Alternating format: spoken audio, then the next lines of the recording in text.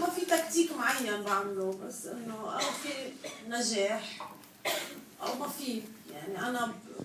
يعني انا قلت لك بحيالله شغله حتى بتعاطيي مع العالم على السوشيال ميديا، بحرص انه ما يكون يعني حتى اوقات ناس بتسبني على السوشيال ميديا، ماكسيموم بعمل بلوك. يعني بعمل شغلي بقول انا ما رح ارضي كل العالم، بعمل لازم اعمله. يعني انه ويتسيمز الطريقه اللي انا عم بشتغل فيها عم بتخليني دائما اطلع. يعني الحمد لله. يعني بلا حسيده لهلا.